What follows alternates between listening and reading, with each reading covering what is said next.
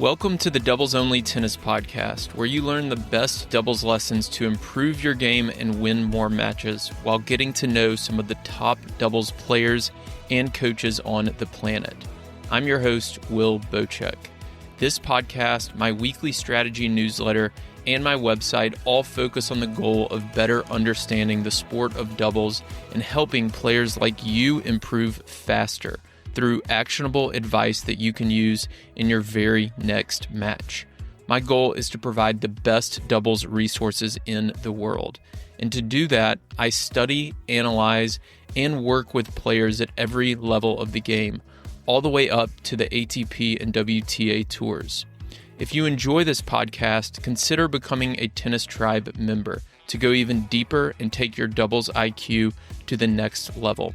Members get access to premium podcast episodes, weekly video lessons, monthly strategy webinars, courses, ebooks, gear discounts, and a lot more. Go to thetennistribe.com/memberships to see all the benefits and sign up. Here's today's episode. You're about to hear another conversation from Indian Wells, this time with one of the top doubles teams on the ATP Tour, Zielinski and Luke Johnson. Luke made the Roland Garros quarterfinals last year. He was on the podcast several times last year as well, and he's one of the most improved players over the last couple of seasons. I'll link to the episodes from last year with Luke if you want to hear more from him in the show notes for this one. Zielinski, this is his first time on the show. He won the mixed doubles title at the Australian Open and Wimbledon back in 2024 with Hsieh Su-wei and has been one of the top players on the ATP Tour for several years now. And we had this conversation at the Indian Wells Tennis Garden. They had practiced earlier in the day, and I started out asking them what makes a good practice, and they kind of dive into what they did that day, how they felt walking off of the practice court. And then we dive into the partnership. It is a new partnership for 2026. I asked them what they focused on early on to try to build that chemistry and what worked so well leading up to their Australian Open semifinal run. We talk a little bit about that run. After that, Luke talks about a crazy result that they had in Mexico. And then I asked Jan about playing mixed doubles with Hsieh Su-wei, how his strategy changes for mixed doubles. And then he opens up a little bit about the benefits and drawbacks of being an emotional player on the court. If you've ever watched him, he definitely wears his emotions on his sleeve. He's a very fun, high-energy player to watch. But of course, there's pros and cons to that, and he talks a little bit about that. And then at the end, we talk about changes that they would like to see to the doubles tour. So without further delay, enjoy this conversation with Zielinski and Luke Johnson. Hey everyone, welcome to the show. I'm back here at Indian Wells, this time with Zielinski and Luke Johnson. Welcome, guys. Hey, guys. Hey, thanks for having us. I wanted to start with practice today. So we just met not too far from here outside the locker room. And Luke, I asked you how the practice went, and you said really well. Yeah. What makes a practice go really well? I think we probably played our best we have of all the practices while we've been here. And then all the small things we worked on, like there's been like improvements like day by day and things we're trying to work on. And then today, everything kind of just came together. And it was a very good performance. And we had fun. Yeah. Mm-hmm.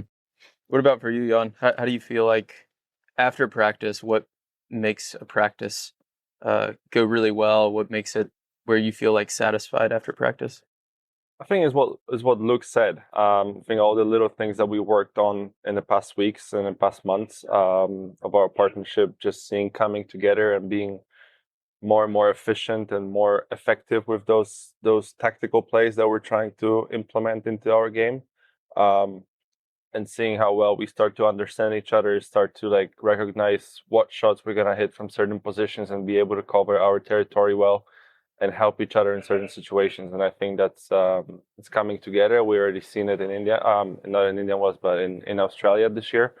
So I'm just really looking forward to see it pay off on the tennis court in the matches. How did the partnership kind of form? Obviously, y'all played with different people last year. How did the partnership form, and then what did off season look like? Were you able to train together, or was it separate? Talk about that a little bit as well. Yeah, I mean, we were both looking for partners for next year. Kind of a few conversations happened, and then we just kind of both agreed that we thought it was a really exciting partnership.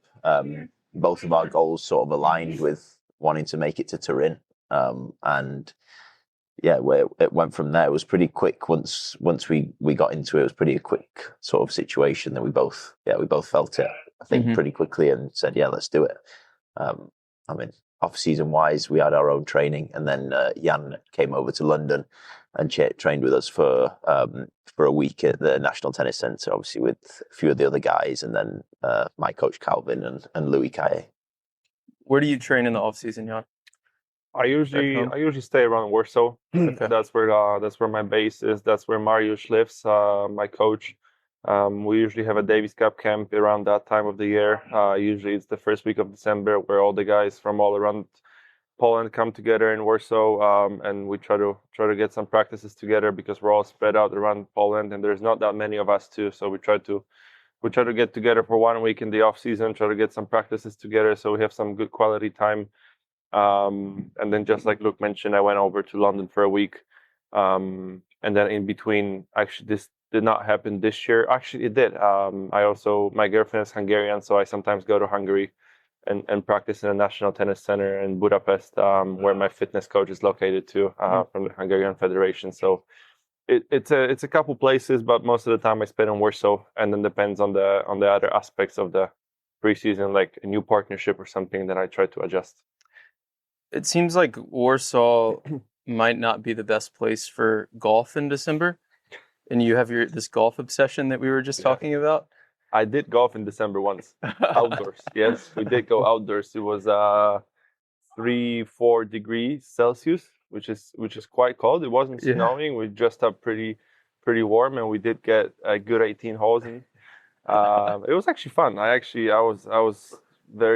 was hesitating a lot if to go or not, but then it convinced me to go, because there's a couple guys that are even more obsessed than me, and they actually do play in December as much as they can, and they said it's not that bad. But once I got out there, it was actually quite nice. It's a sunny day.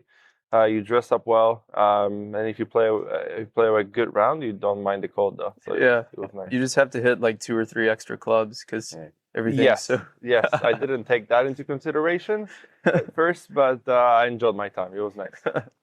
That's funny. So I want to talk about the partnership early in the season. Obviously, you made a really good run to the semifinals in Australia. What clicked early, and then also what hasn't worked early? If you can share like an example or two of something you've had to kind of adjust or work through. What hasn't worked? I think what hasn't worked was how tired I was going into Adelaide straight after United Cup. That was the biggest thing that I had to overcome and just try to recover after such a long week at the United Cup. So I wasn't at my best at our first tournament together. We still managed to win one match, but I was just completely dead going into the second one. So that was all on me that week. But I think I managed to get some good recovery in between Adelaide and Australia, and I mean it's just clicked off from the start. All the little things that we were trying to work on were there. We're not consistently there. That's why we've seen some struggles in the earlier rounds. We also faced really quality opponents, and I think we just showed a lot of grit and resilience in those matches and managed to save match point in the first round, save a lot of break points in a set down in the second match against a good team that's performing on the highest level now throughout the season. Just super happy about the grit and the resilience we showed throughout the Australian Open tournament, which is mostly what we have to focus on at the beginning of the partnership. And then once we start to get to know each other better, understand our games better, the shots that we like to hit in certain moments, then we can actually start to implement tactics more and more. And I think now it's the period where we really start to understand each other's games and what we like, what we don't like, what shots we should go for, what shots the other guy will go for, and we can like I said earlier, cover better in the stressful moments. So I think that's going to be the key moving forward. And at the beginning of the year, it was more like reacting to what's happening on the court and just being tough and resilient. Do you have an example, without sharing like too much information about your tendencies and preferences, of you said a few times, Jan, figuring out what shots each other like to hit, right? So if like I'm at the net and Luke has a forehand from a certain area of the court, maybe my old partner hit it here and my new partner is hitting it here, and you have to figure that out. Do you have an example of that maybe that you've had to kind of work through? Yeah, I mean, I don't know if it's an example. It's more just really like refining as a team, like not trying to do anything too much as one individual. Like, say you have an attacking ball, I'm trying to attack still, but I'm not trying to necessarily win the point with that attacking. I'm trying to hit a shot that then Jan can then close and knock off the volley, or trying to really win the point as a team, rather than, obviously sometimes you hit amazing individual shots, but over the course of a year, if we can win more points as a team and set each other up really well, I think that's something that we've been really trying to hone in on and make great. Yeah, I think it was just Luke said. It's like when I'm finishing the ball on top of the net, it's mostly not thanks to me that we win a point. It's mostly that Luke set me up for an easy volley, and me just making a move or knocking off the volley is like 80% of the credit should go to Luke by hitting a good baseline shot, and then other way around too. Mm-hmm. By me, it's serving a great shot, serving a great serve to the right spot, and then Luke just knocking off the volley. Probably 95% of the people can still knock off that volley, but then the executing the tactics and positioning yourself well, that's another thing that we work on and really try to get better at. How much with a new partnership versus, let's say you had stuck with the same partner going into a new year, how important is it to get a lot of sets in and a lot of matches in versus working on specific drills and serves and returns and all that stuff? Do you try to emphasize that more with a new partnership, the sets and the practice matches? I think so, yeah. I think we were well, I think it benefited the partnership greatly that Jan came over to London, and we were able to actually work on a lot of the stuff that wasn't in set play there, and things we wanted to do positionally and things we wanted to do tactically there. We were able to have sort of open discussions that we're not playing a match the next day, because it's always you're always thinking, right? So we were able to have good discussions there. Then actually when we got to Australia, we were fortunate that we went really deep, so we got a lot of data in real matches. If not, we would have kept playing a lot of sets. I mean, in leading up to Australia, we played a lot of sets in the few days between Adelaide and Melbourne, and then since Australia, we then had a chance to work on a few things, and then since we've come to Indian Wells, we've played. The majority has just been set play to try and really close out and get really refined on those smaller things. Question for you, Jan. Simple question here. Where does your on-court emotion come from? On-court emotion? Yeah. You're a very animated guy sometimes. Passionate, you mean? You're passionate, yeah. I would like to say the love for the game, but it's often love-hate relationship. So it's just I'm an emotional kind of guy on and off the court. I tend to be very honest and open about my emotions, and I'd like people that are like this as well, just not hiding what they have to say, not hiding their emotions. Really, I think we're all human beings in the end of the day, and if you crowd all the emotions inside, it's becoming a burden at some point. So for me, on the court, it's just being myself and just trusting myself, and trying to be the best version of myself on the court is what really makes me the best tennis player. And bring all the partners that I've played with throughout the years, and Luke as well knows that partnering up with me, it comes with a lot of good, but some bad as well. I'm gonna have a bad day, and I've worked on it a lot in the past to have less of these bad days, and those kind of like meltdowns, I'd say. They don't happen anymore as often, but they used to. I mean, they made me quit singles really because I was too tough on myself and not forgiving enough. Just to like being too much of a perfectionist, you know. So being in that team environment and doubles lets me have a little bit more freedom and rely on my partner to save me up in a tough moments. I love that answer. It feels like it's kind of two sides of the same coin. There's like the positive emotion side, but you can't have that with sometimes having I mean it comes together. So like when we spoke about it with Sanders at the beginning of last year, he was aware that it comes with good and bad, you know, partnering up with me, like playing 2 years with Hugo, he knew I'm going to have some bad days, but there's going to be more good days that comes with it, you know, and on a good day, I think I like to think I'm one of the best players in the world and my tennis game is up there. So I think it's worth keeping up with me on those bad days sometimes too. Yeah, it seems to be working okay so far. Luke, share the story of the loss in Mexico that you told me about a few days ago. So we played first round in Acapulco. That was the last tournament, and we played Dimitrov and Koboli, two great players, and it was a match where we actually played well. We did a lot of the things we've been working on really well. We'd and seemed to be putting a lot of pressure on, playing well. A lot of things were going our way. Just tennis wise, even like we were happy with the performance, and we ended up losing 6-7. I think it was 6-3, 8-10, and it was after the match we sort of said we thought we did well. We had a look at the stats, and we'd won 18 more points than our opponents, which I don't think I've ever seen anything as high as that. It's an anomaly, I think, and that was almost we reviewed the match afterwards, almost saying, look, I think we almost have to review it as a win, and just try and brush it off, not read too much into the loss, which I think we've done a pretty good job of. Like we were both disappointed after we'd lost because it's like, how can we lose when we felt like we dominated a lot of the match? It took me a day or two to recover from that, though. It took you. You take a little bit longer to recover. In what way? Say more.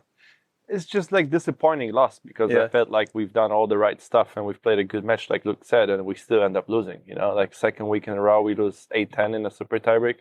Second time in a row we win more points in a match. This time it's a crazy stat, 18 more points. I think in Derley Beach we also won a couple more points and we end up losing a match. So it's just one of those days when you sit down and you're just like, damn, like you're doing all the right stuff, you're putting all this work in, and it's just like all the numbers are in your favor, but you're still not coming out on top at the end of the day, you know? So it's like, it was a bummer to lose this one, but and it was just like, I made one or two mistakes in the end of the match that did not happen throughout the match, and they did happen in the most important moment. So it was just kind of disappointing from my side to have that in those moments. But I got over it. Tomorrow is the new day. I feel like it's one of those terms. I feel like they use this in soccer or football in Europe, as they call it. Football. Where they say, where like a team loses like 2-1 or something, and they'll say like they deserve to win. Right. Yeah. So I remember I looked at the stats as I was kind of preparing for this conversation, and it looked. I think y'all had a higher first serve percentage, higher win percentage on first serve, higher win percentage on second serve, won more return points, like every single metric except the end score. I guess it's all about just kind of following that process and trusting over time. I think in doubles, especially with the NOAD, these losses can happen. Obviously, you don't want them to happen often, but it's trying to keep a sort of even emotion about it. It's like you might win some having lost some more points, but it's in the moment it was a really difficult loss. But as we've come round, we've come here and practice has been great again, and we're ready to go. Jan, I wanted to ask you about mixed doubles. You won a couple of Grand Slams with Hsieh Su-wei. What makes you good at mixed doubles? What's it like to play with Hsieh Su-wei, and how does your strategy change for mixed? I I used to not be a very good mixed doubles player. If you look at my record in the first year, I lost 4 out of 4.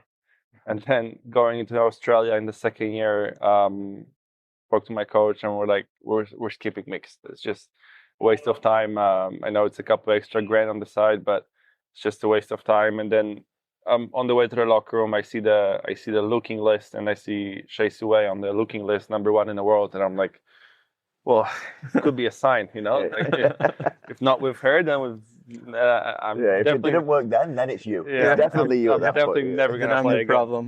So I tell Marius about it, and then he's like, I actually played with her in the past. She's a really nice person, really nice player, and she's the one that's playing like two-handed backhand and forehand. I'm like, and then I realized who she is. Like I had no idea that's that player. I've seen her practicing before, but I didn't know that's her name. Oh, that's funny. And then Marius was like, I can reach out to her coach, Kyra Black, and speak about it. And then if she agrees, you guys can give it a shot. I'm like, yeah, why not? I mean, she's #1 in the world. Let's see how it goes. And then, it was just kind of natural from the start, natural from the start. From the first round, we played really good. But I think like a tip that I mean, I don't want to like give tips to all the players because I'll be facing you guys then later on, but. I don't know how many listen to this. Yeah, I think it's just a trusting woman, trusting your partner. You often feel like you have to do 80% of the job on the court as a man, and obviously, like you're still a dominant player in the team most of the time. But you have to trust your partner and let her do her job. She's end of the day a very good tennis player if she's out there playing Grand Slams, being ranked highly. So you have to let her play her game, trust her with her shots, because if you start to do too much on the court, not only you're all over the place, also she feels like you don't trust her. So then she loses confidence, you lose a bit of the rhythm of the match as well, trying to cross on every ball or like take all the middle balls or something. So just letting your partner do her part and doing your part to the best you can. And I think that's what makes the best mixed doubles teams in the world. They just trust each other, and I think we showed that at the United Cup this year too, where I really trusted my partner and I allowed her to be herself on the court, and she proved herself on the biggest stage against top players in the world. And yeah, I think it's just a great chemistry between men and women. That's what makes the great mixed doubles teams best. Yeah. Related to that, I wanted to talk briefly about the U.S. Open mixed. You obviously expressed your feelings. A lot of doubles players did about not being given a chance to get into the draw. What changes would you make to the mixed doubles at the U.S. Open if we allowed you to make like changes this year, for example? Go back to the old format. You like the old format? Yeah, I mean, you guys. What if I took that option off the table? I mean, allow more mixed doubles players to enter the tournament, or I don't know. It's like I've spoken about it so many times, publicly and privately. It's like, no offense, but I'm a bit tired of this topic at this point. Like it's been such a long time since that happened and since that been a conversation that I just kind of got over it, and we got to the point where whatever we as doubles players say or do doesn't really matter. So I just prefer to keep it to myself, and like it doesn't really matter what I say or what I do at this point. We'll see what happens, what they decide to do. What I would like to see ideally is just a bit more spots and opportunity for us double specialists to be out there and prove ourselves like Irani and Vavasori did last year. It was only one team in the draw and they ended up winning the whole thing. So if we're capable of playing at the highest level against the best players in the world, that they actually have something on the line to play for, because there was a lot of money at stake. It's not like you can make an argument that the singles players barely tried. They actually did try fully because there was a lot of money at stake and you played at the biggest stage in the world, to the Arthur Ashe Stadium. So just give more opportunities to the doubles guys and see how we do. Like if we fail to beat any of the singles guys and we keep losing first rounds everywhere, then yeah, make an argument to put more singles guys for whatever reason. But I think if you make it more even with the singles doubles, I know the singles guys, those are the guys that sell tickets, sell the TV time and everything. But at the same time, you're taking away the opportunities from us a little bit. Yeah, fair enough. Yeah, I'm sure that they're going to continue to evolve it and make changes. So hopefully the doubles teams who are the best mixed doubles players in the world, as Irani and Vavasori proved, can get a chance going forward. Last question. Luke, I've talked to you about this before, but I'd like to hear from both of you. More broadly, what would you like to see from the tours and what can be done to help increase the popularity? Jan, you just said the singles players are the ones selling the tickets and getting the TV viewers, but there's a world 10, 15, 20 years from now where the doubles players can do that too, or at least I believe that, and I'm sure y'all do too. What changes would you like to see over the next, say, 1 to 3 years? Well, there's zero marketing of doubles. That's the biggest issue. Like, no one knows us. We're not selling tickets because we're not being marketable by ATP. Like, ATP is not doing any job to try to put us out there. Try to put our names on Instagrams, Twitters. The number of the posts we get are not comparable to the singles guys. So I'm not talking about 50-50 split. I'm just talking about like putting a little bit of an effort. Trying to make some money out of the doubles product, because I think it's a great product. I think it can bring a lot of benefits to the tour, not only financially, but from all the other aspects too. A lot of amateurs actually do like doubles and play doubles, and people who follow tennis do play doubles because it's just easier on the body. It's like it's more of a team sport, team atmosphere. You can play it in the country clubs. It's just so much more popular than singles in terms of like the country club format, team play. So I just would like to see more social media output from the ATP, and that thing would make the product so much better.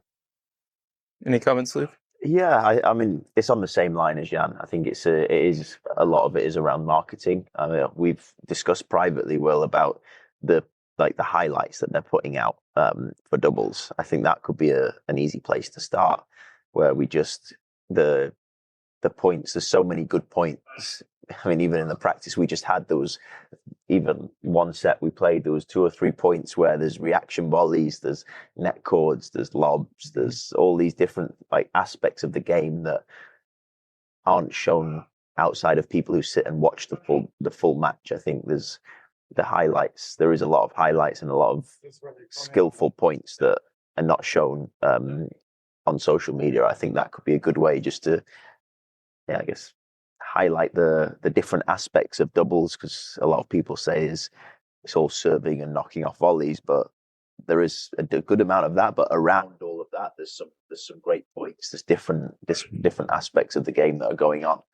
So I would say in the immediate future would be to change the posts first, get more posts put up, but also the highlights of the matches that are shown rather than just the last point. Like we've spoken about, sometimes they show the last point and it's a double fault, and that's the whole point. That's the thing they show. Yeah, or a missed return. Exactly. Those are the most common.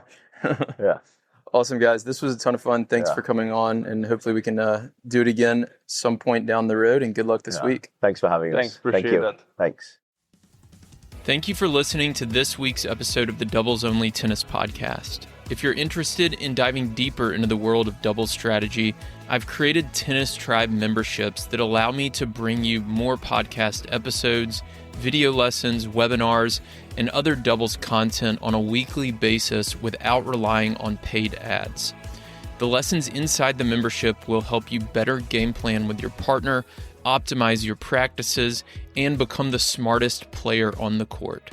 Go to thetennistribe.com/memberships to learn more and sign up. You can also join my free newsletter on our homepage, where I share a new doubles lesson every week. If you want to connect, you can find me on Instagram, Twitter, and Facebook, or contact me through our website.